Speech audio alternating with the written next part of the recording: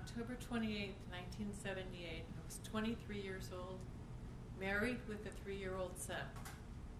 We were moving to our new house, and this was our last night in the old house. That night I encountered you, Joe, perpetrator of these horrific crimes against so many victims, of which I am one. And my life, my world, changed permanently. Probably one of our most fundamental and primal fears is of the boogeyman, who attacks people in the middle of the night while they are asleep. That is what you did to me. I encountered pure evil when you awakened me and thrust me into a nightmare of fear and violence. I believed with every fiber of my being that the night would end in my death. Well, I survived, but the nightmare that began that night has never ended. I was terrorized, raped, and threatened in the most horrific and intimately personal of ways that night. After a few hours, the attack ended, and you disappeared back into the night from whence you came. However, my persecution has continued for 41 years and 10 months. Your Honor, I'm aware that I have been restricted from addressing the coward who victimized me directly. I'm sorry, but that leaves me feeling victimized once more. Ma'am, you address Mr. DeAngelo if you choose to address him. Thank you.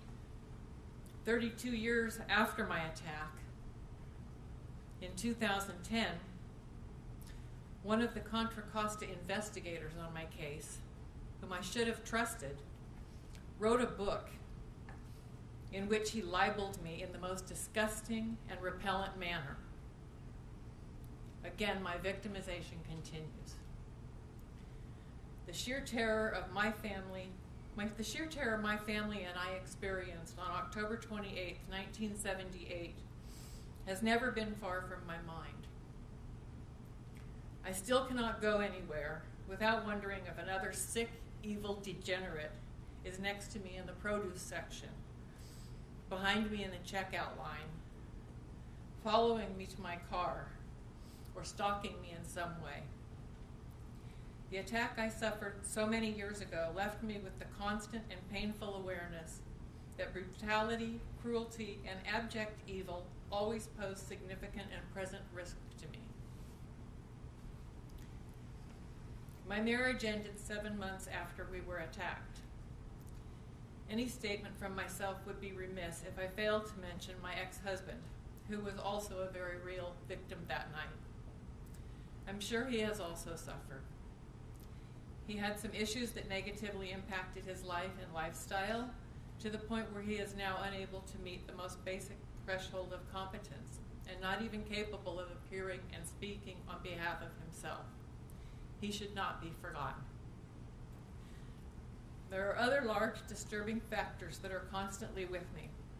My inability to sleep at night without medication, and the need of a nightlight. Even then, I have difficulty sleeping through the night, and some nights are entirely sleepless. It is difficult for me to trust other people.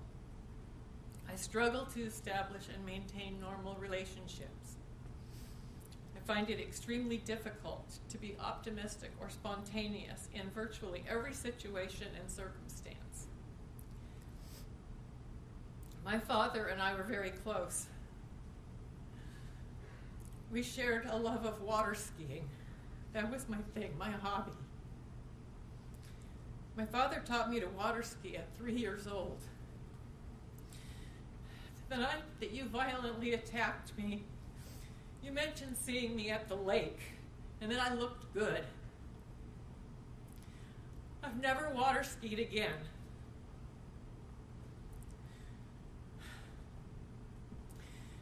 Meanwhile, your chosen hobby of murder, rape, burglary has continued unabated for years. You destroyed the life that I had and blithely continued your crime spree without missing a beat. Where is the justice in that? Over the years, I have often thought about a day like this. What do I want out of this? What do I want your punishment to be? Is there a penalty, a punishment that could satisfactorily address the horrible crimes committed by you against myself and the numerous other victims? I doubt that. Joe, on October 28th, 1978, you terrorized me and my family. Well, I am here. I am free to leave this courtroom and lead the life I choose. You are going to spend the rest of your miserable life in a cage in the company of other evil men, degenerates who, like yourself, have been found unfit to live amongst the rest of us in normal society. While you struggle with the very real challenge of attaching any meaning, any substance, or finding any joy in the existence you will have, I will begin to live a happy, productive, fulfilling life in which hopefully I can regain my capacities of enjoyment, optimism, and the deriving of pleasure.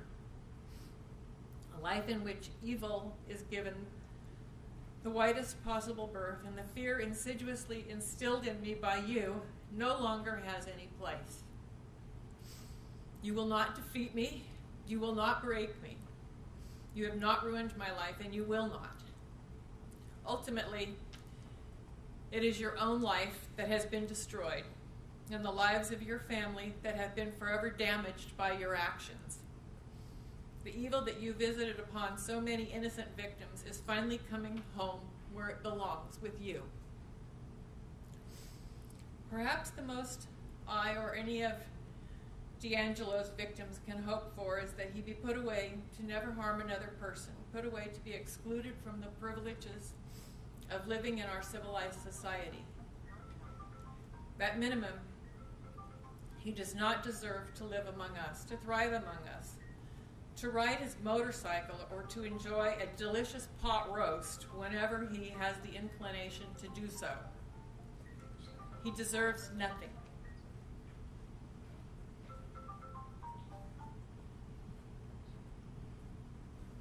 Sorry, ma'am. Continue, please.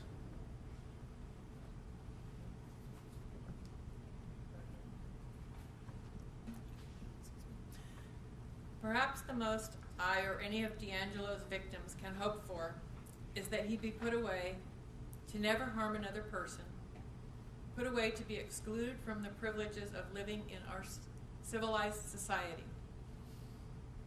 At minimum, he does not deserve to live among us, to thrive among us, to ride his motorcycle, or to enjoy a pot roast whenever he has the inclination to do so. He deserves nothing. It disturbs me greatly that this man, this monster, has lived the overwhelming majority of his life in freedom, without consequence, or paying any penalty for his inhuman and monstrous conduct and crimes. What I hope to achieve when I leave here today is for me to stop bearing that penalty. This coward has been a specter haunting my thoughts and dreams continuously since he attacked me so many years ago. When I leave here, my hope is that any thoughts of him will wither and die in my mind, just as he will wither away, be forgotten, and eventually die inside the confines of the California Department of Corrections.